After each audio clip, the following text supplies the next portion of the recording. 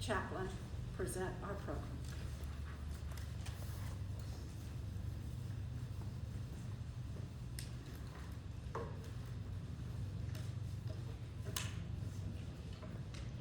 Pat is in heaven right now, laughing like crazy.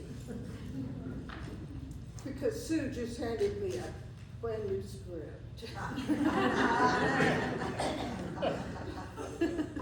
That girl and I have giggled our way through the mall I don't know how many times, and I miss her dearly. But you know, it's a strange thing.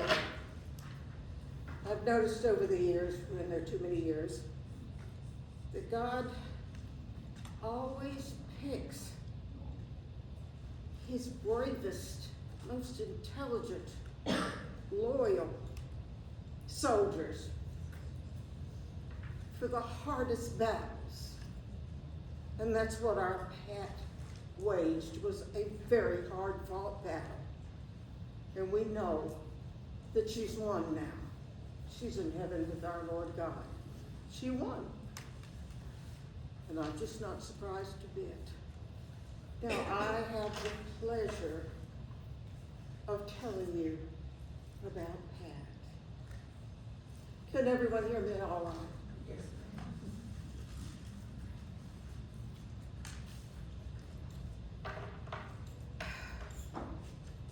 Colonel Patricia Jane Harrington. She lived a life that was defined by courage and service, and she just wouldn't take anything less than excellence. Her legacy, thank goodness the Air Force keeps good records, because we have it all in black and white in triplicate. And we can reach back anytime that any of us dare to forget anything. Pat devoted 30 years in distinguished service to the United States Air Force, rising to the rank of colonel. I teased her once, and I said, "Why didn't you stay till you made general?" And she just crossed her eyes at me and went.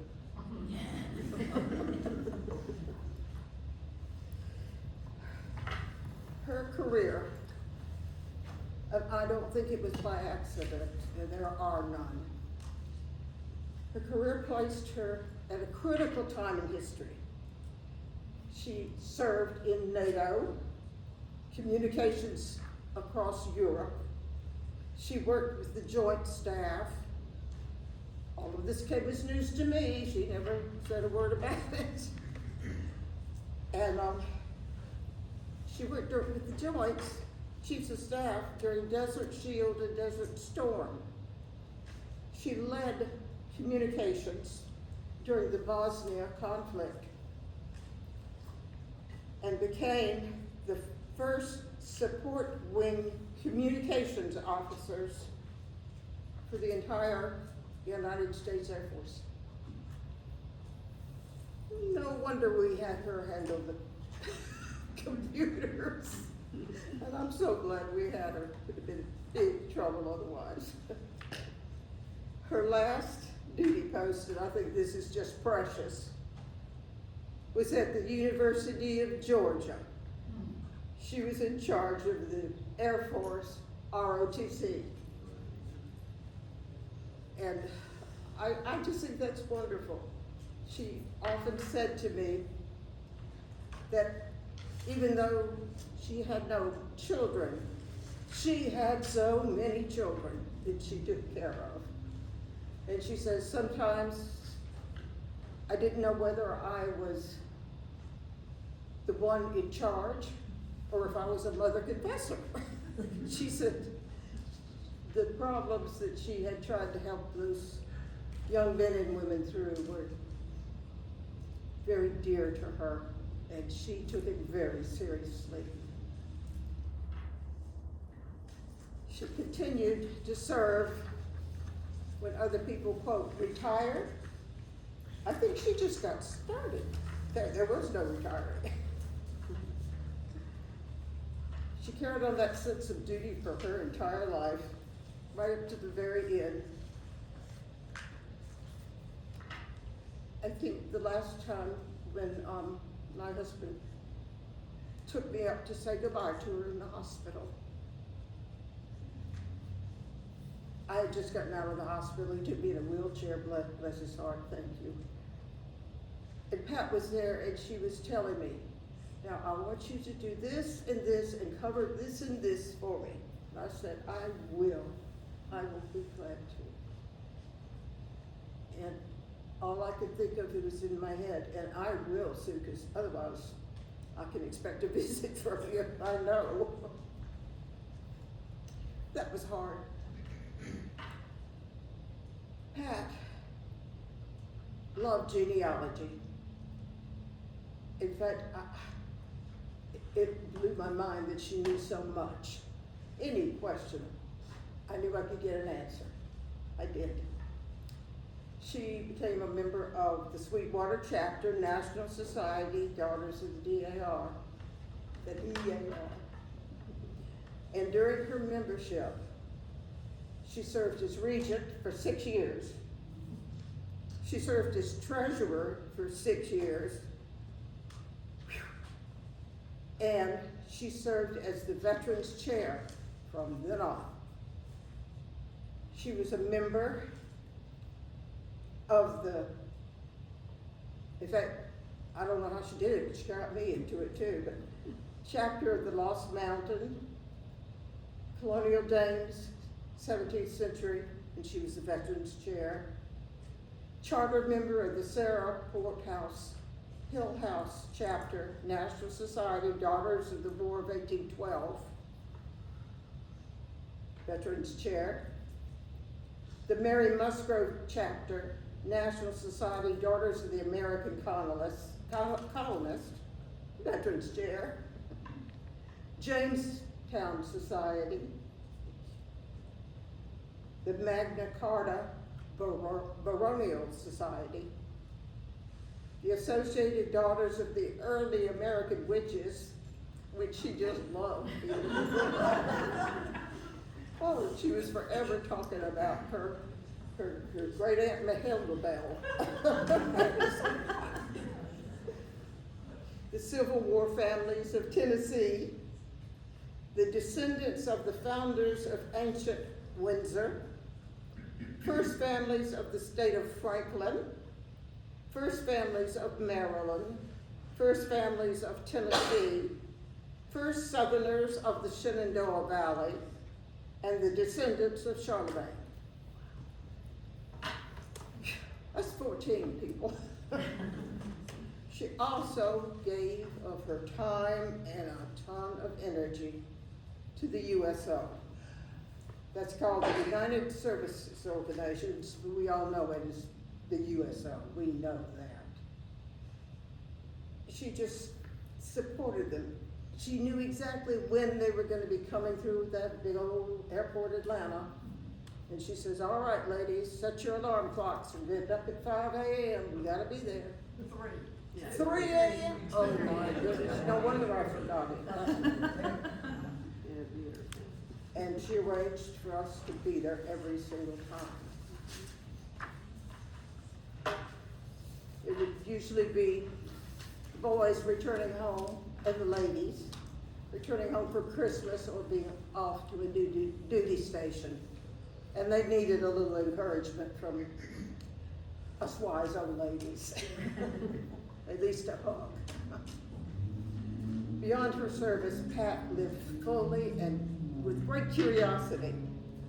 She held leadership roles in the American Forces Communication and Education Association. And she pursued genial work with just a passion. And that included traveling to all 63 United States national parks. She knew I liked to collect those little passport stamps you can get in the ranger station. She sent me little tiny pieces of paper from everywhere you could possibly imagine for my book. She knew I couldn't quite make it, but she took care of it. And I so appreciate it. my book runneth over. She also traveled with Ken and his wife, and that woman just traveled. She went with Randy to Antarctica. She visited 116 countries. That's a lot of points on your airport. And she loved every minute of it, and she would share it with us all. She carried that iPad with her wherever she went, and we got daily bulletins. And it was so fun. It was like we were getting to go on all those trips. And it was just wonderful. And she was so positive and happy about it.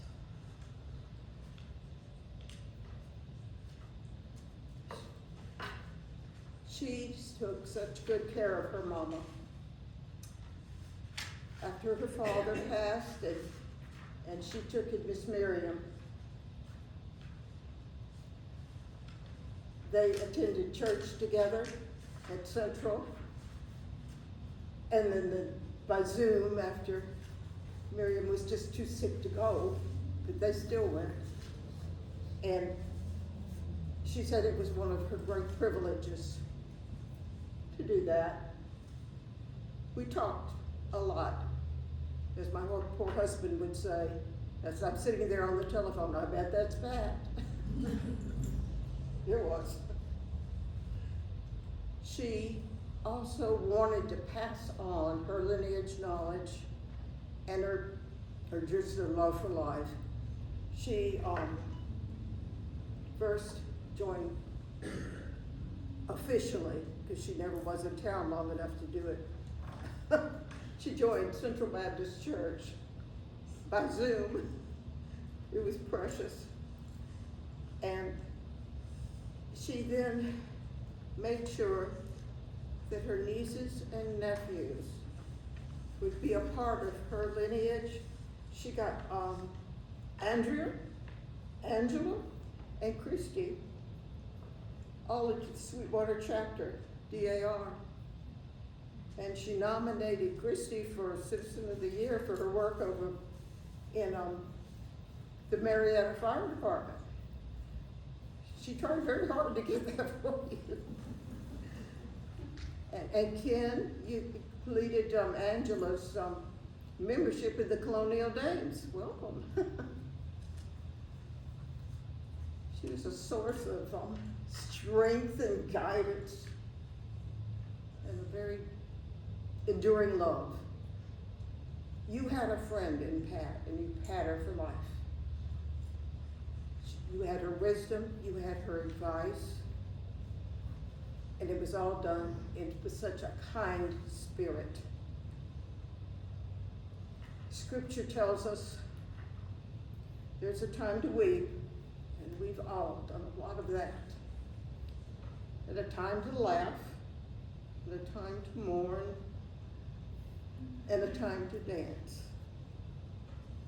Last time I remember her dancing was in my living room. I had just bought at the thrift store two colonial dresses and a hoop skirt.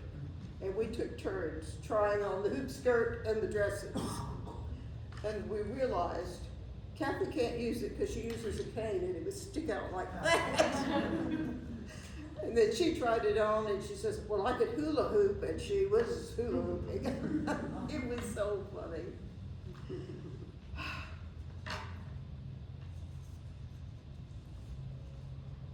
Miss Sue said that this is a poem that Pat was just considered her favorite and wanted it to be read. And I will give it my best. Oh, I have slipped the surly bounds of earth and danced the skies on laughter, silvered wings. Sunward I've climbed and joined the tumbling mirth of sun-split clouds and done 100 things. You have not dreamed or wheeled or soared or swung high into the sunlit silence hovering above. I've chased the shouting wind along and flown, my eager craft through footless halls of air. Up the long turbulent blue, I've topped the windswept heights with easy grace, while never lark nor eagle ever flew, and while silent, lifting mood I trod.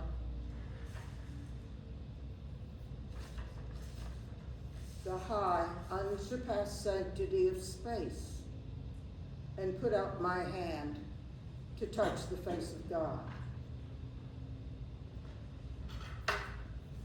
Before I close, I want to open the floor, and I know that there are many of you out there who would like to come and say a few words about your walk through life with our precious Pat.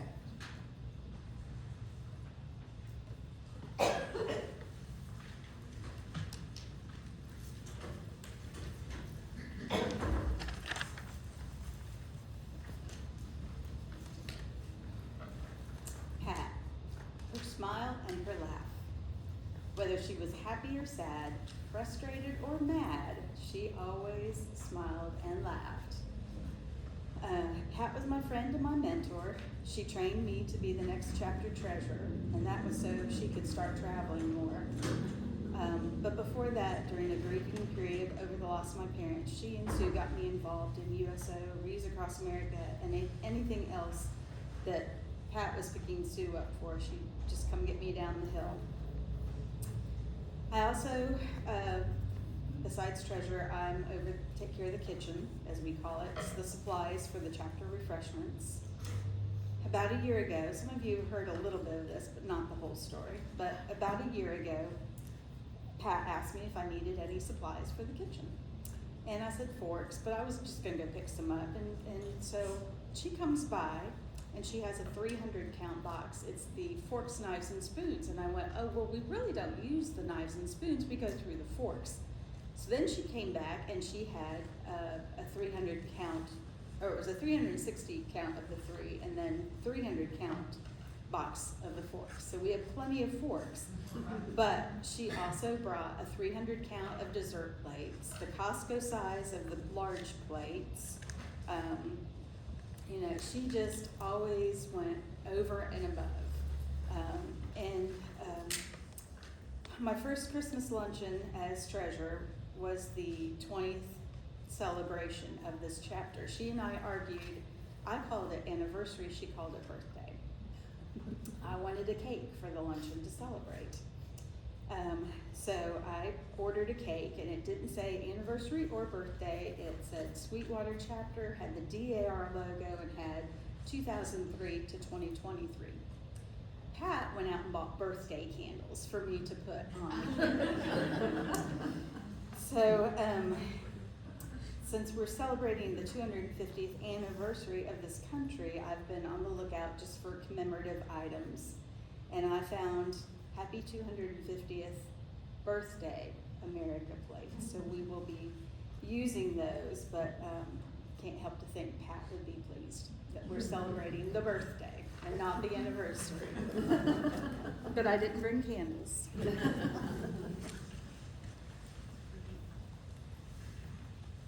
You'll have to excuse me. I'm a Duar, member of this chapter. Yes. And I just want to say from a military side what Pat meant. Because the day that the last meeting, I sat behind her and she said nothing. But what she always wanted was her hair to be so neat and flawless that she just had it done. But on the other side of Pat, she influenced a lot of people, including my daughter, who is looking at either staying in for further service, and she talked to her and convinced her that staying in the Air Force was the thing to do, but then all of a sudden it became the new Space Force. We had the honor of going to her funeral My wife and I and a few others went. And it was so meaningful to see the military there and paying tribute to a person who had given her life and all that she had to this country and this chapter to bring it to life. And what she did was just a marvelous thing, and I will never forget that as long as I live, being a prior service. And I know what she went through because I spent 20 years doing what she did on a different basis, not with the Air Force, but with the Army. And so we had a lot in common. So I just want to say that I appreciate this chapter. She has meant a lot to my wife and to our family. Our family members are members and members. We have grandkids that are members now, and we've got another one on the way this summer. And every one of you, we've supported you, and even though we're 3 hours away, we think about you all the time. And this is Pat, part of Pat, but the other part of Pat is right here in this room. And for all of you, it's been a blessing to us to know Pat and to supported her. And she spent her last days traveling everywhere, and she took friends with her back there, Randy. And you supported her, and everybody did, and we all loved her very, very much. And from kind of a member of this chapter, but a real member of this chapter, I want to say thank you so much. And she was a wonderful inspiration to all of us.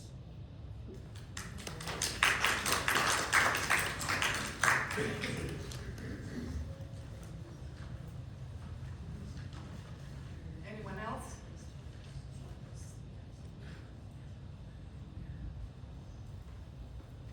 First.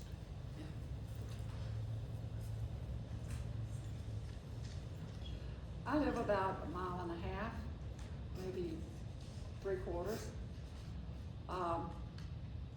And from where Pat used to live at Holly Springs. And I did not, on purpose, recognize Ken, her brother, who did. Now, if you think that Pat was 14 societies, 52? He's 52. But Ken has been our speaker here several times on many genealogical programs.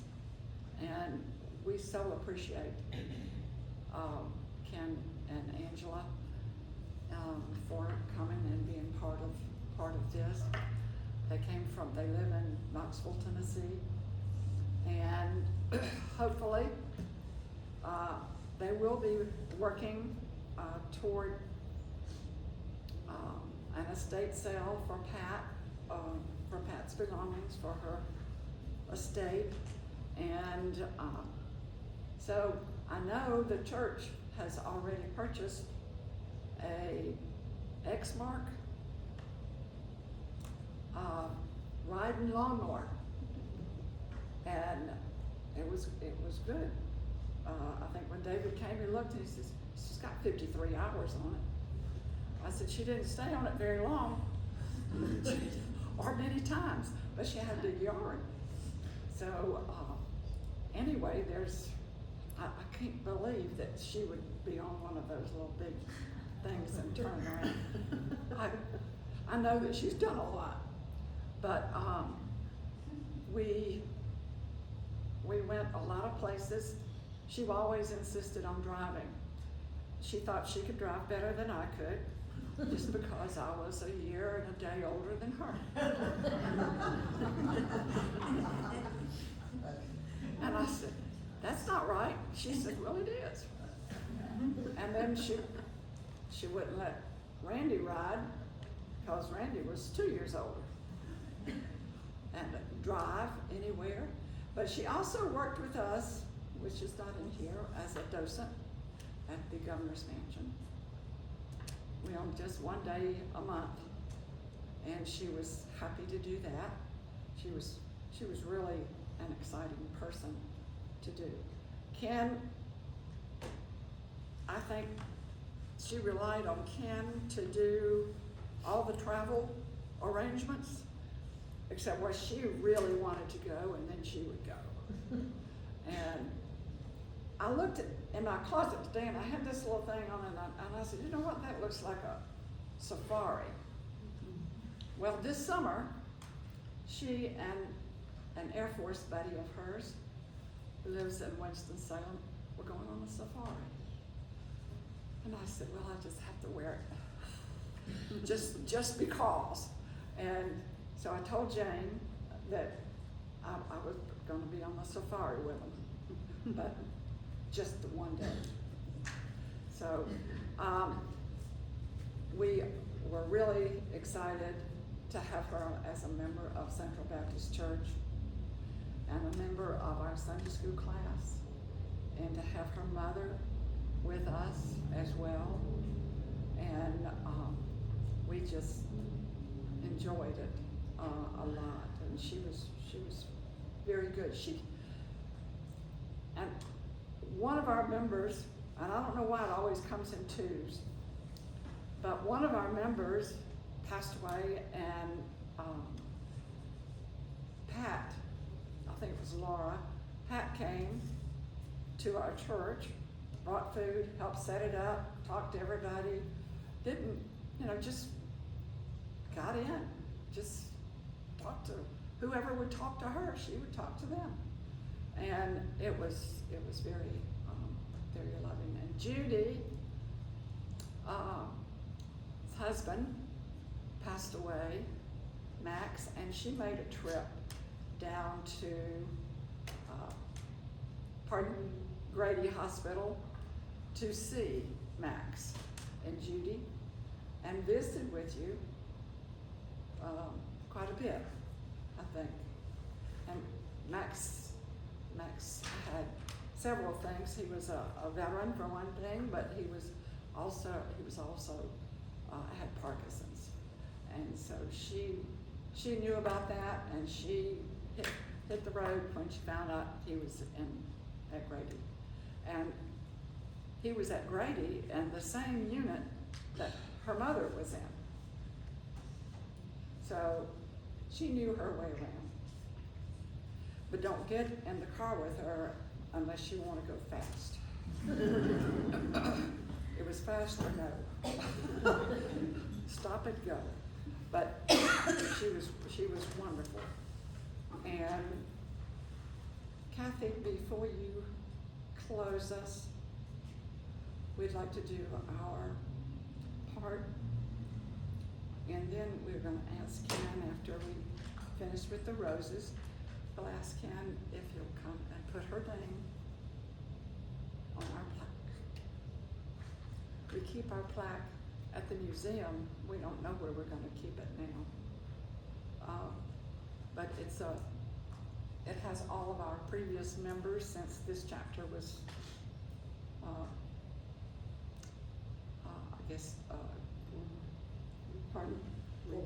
formed in 2003. So she came in, I came in, we all came in. She says, what do you want to do? And I said, well, I want to do this. And she said, no, I'll do that, you do that. It was, yes, Colonel. So, ladies, if you would line up, please.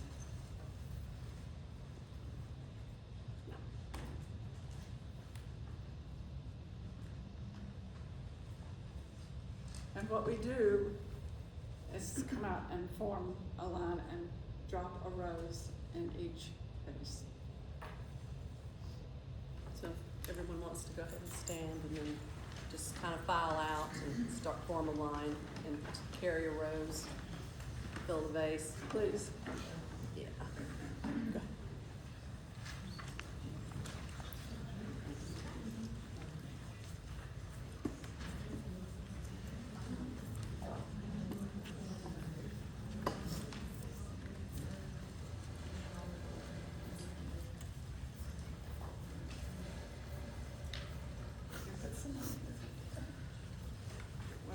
both sides.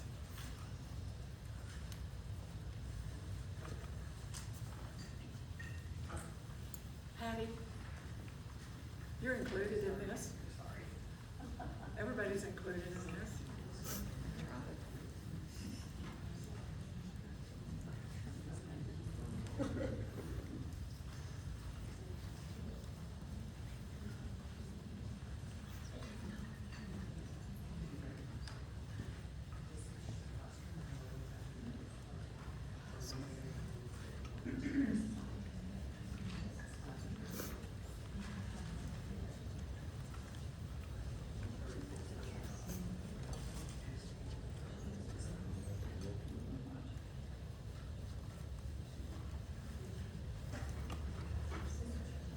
They probably have to squish it.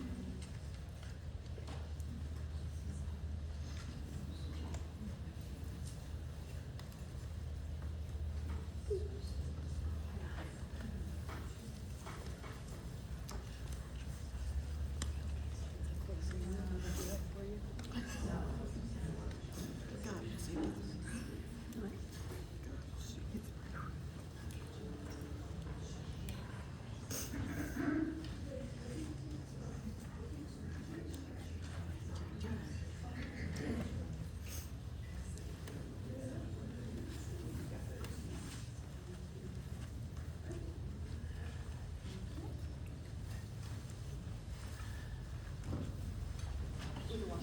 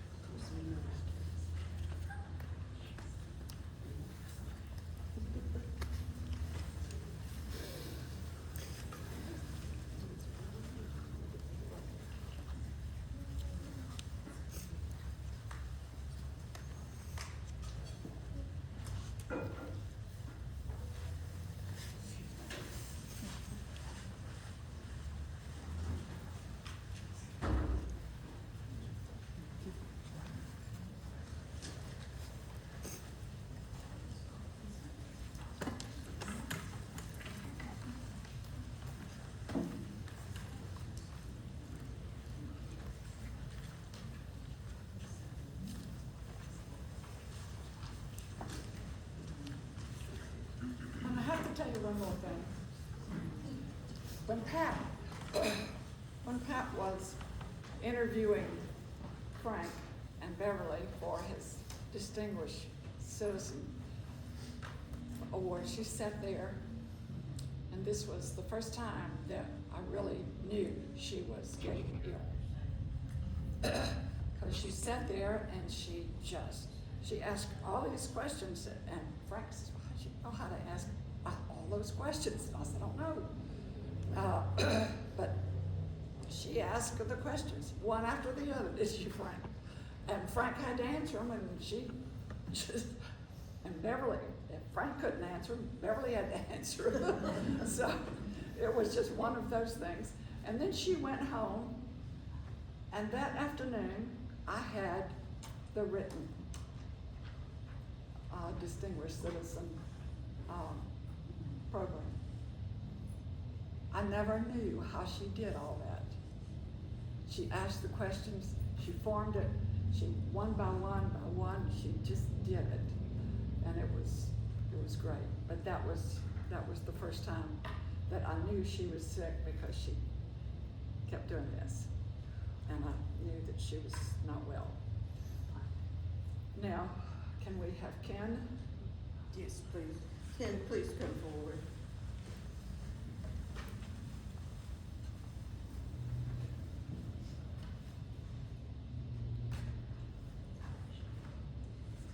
Colonel Patricia Jane Harrington was a patriot, a leader, and a woman of enduring strength. Her duty is now complete. Her watch is ended, and her legacy, her life of service, leadership, and devotion will endure always. Thank you, Pat, for the memories, and Thank you, Ken. We will now